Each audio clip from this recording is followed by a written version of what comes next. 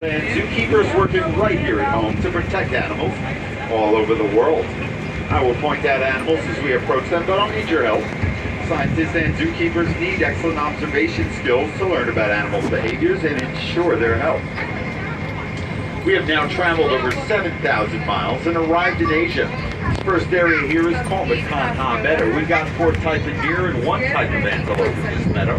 At this time, it appears almost everyone is up on the top of the hill to our left. But don't worry, we'll pass that end of the meadow later on in the tour. I'll be sure to slow the train down, talk as fast as I can, and point out everyone to you. In the meantime, we see these deer up here on the hill. Those are Bactrian deer. Bactrian deer are a subspecies of red deer, although as you can see, they are not red. They're kind of that pale gray golden color. Bactrian deer's numbers in the wild were hard to monitor. Now you might notice some differences between these horses. I guess you could say they are genetically awesome. The foal is right there standing against the tree in the middle. You can see he's about half the size of the other horses. And I'm going to hand it off now to one of our scientists in the field. It's Jonathan. He's going to tell you a little more about the Mongolian wild horse. I'm Jonathan Slatt, and I'm the Russia and Northeast Asia coordinator for Wildlife Conservation Society. I believe that wildlife has a place on this earth. All the animals were comfortable, but after a little bit of time, the 3 new animals fully integrated into the herd, and we have the family that you see today.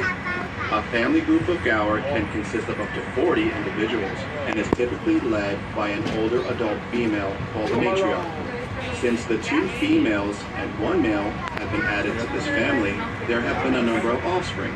This is important because gaur are considered to be a vulnerable species, so it's vital to maintain a healthy growing herd here at the zoo. Interesting note about the gaur, if you've ever seen a can of Red Bull, that's 2 gaur on that can of Red Bull butting their heads together. Now, practicing our scientific observation skills, you might be noticing a noise coming from a concrete jungle rather than an Asian one. It's easy to forget that the Bronx Zoo is Malayan and a more. Malayan is the smaller of the 2 species, but by far the more vibrant. Now, tigers are solitary animals and live alone in the wild. That's why you'll only see one of them in this exhibit at a time. She's got all this area to herself, and that's just the way she likes it.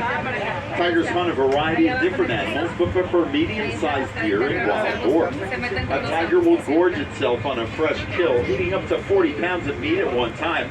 That's the equivalent of 160 hamburgers in one sitting. After a meal of that size, a tiger will usually not eat again for several days. You can see more tigers here at the Bronx Zoo by visiting Tiger Mountain. Have a nice afternoon, so stay cool.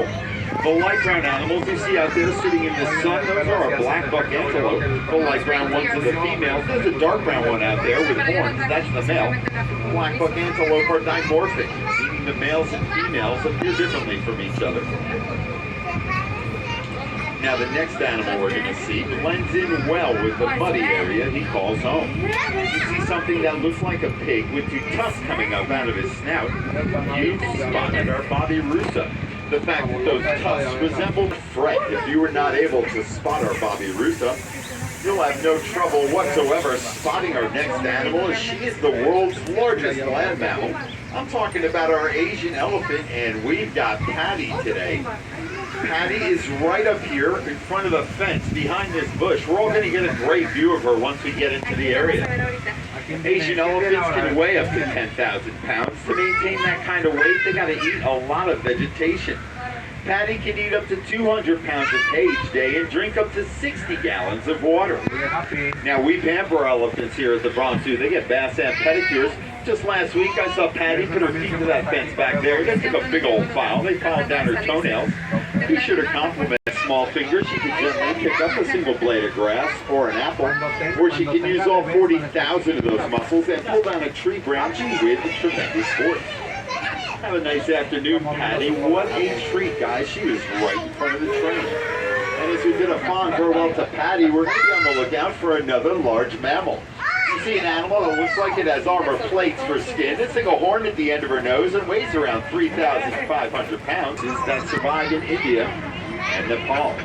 Here at the Bronx Zoo, we care for 5 endangered greater one-horned rhinoceroses.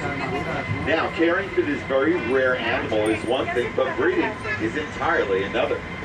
Do we have any moms on the train today? Well, think about this, moms. A female rhino is pregnant for 16 months. Can you imagine being pregnant for almost a year and a half? After that, the baby will sit right above their hooves. They got those stripes. Kind of looks like they're wearing striped zebra socks. Hanging out with the Nilgai antelope right there is the largest deer species you'll see in this area. That's one of our sandbar deer. Actually, 2 of them there, the darker brown ones.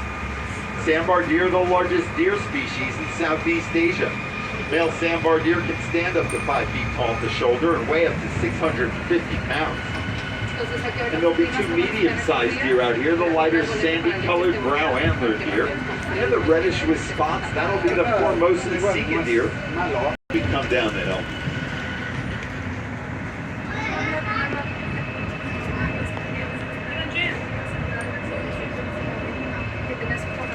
Now, it might be hard to spot our next animal. At less than 40 pounds, the Chinese tufted deer could be easy to miss. The tufted deer get their name from the distinct tufted. Now, the rocky terrain in this next area is a perfect environment for our next 2 species. We're looking for our mountain goats. We've got our Himalayan tahr and our markhor. For most of the day, folks, they've been hanging. There's a male markhor down there to the left, but almost the whole herd is hanging out at the other end over here on the hills we come around the curve. All these animals have a small pad on the inside of their hoof that give them excellent traction on the rocks, and they are excellent rock climbers. They are also excellent jumpers, as they can jump up to 6 to 8 feet straight up in the air from a standing position. Now, the male markhor is easy to spot. He's got those long curly horns. He's got a mane of hair around his neck and a chin that kind of resembles your monorail drivers. The female markhor also has a hairy chin, but she does not have that mane of hair, and her horns are much shorter. Several male and female markhor on the hill here as we come down and up towards our last display. And I'm going to go ahead and slow the train down now for the last display on our tour. Keep your eyes peeled for something red and fuzzy, usually hanging out in a tree. And you'll have spotted our red panda. We've got Linus today. He's not in the tree. He's underneath it. Many people are fascinated by the color of their fur. In Nepal, the red panda is known as hun ho, which roughly translates to firefox. The Chinese word for red panda translates here at the Bronx Zoo by visiting our Himalayan Highlands exhibit, just a short walk from the monorail. There you can see more red pandas and one of Asia's big cats, the snow leopard. TheSnowZoo.com/today. It's super simple. You go there, you share your location, tap anywhere on the map you want to go. It's going to give you a path to follow. We'll show you your progress. It does work awesomely. Our adventure is now at an end. Please remain seated until the train stops and the doors open, and watch your step while exiting the monorail car. Remember, there's a step up for people in the front row and a step down for those exiting from the back row. Once again, my name is Hank. I've been your tufted tour guide. On behalf of the Bronx Zoo, I'd like to thank each and every one of you for stopping by today. Please come back and see us again real soon. Have a great day, folks. Enjoy the rest of your day at the zoo.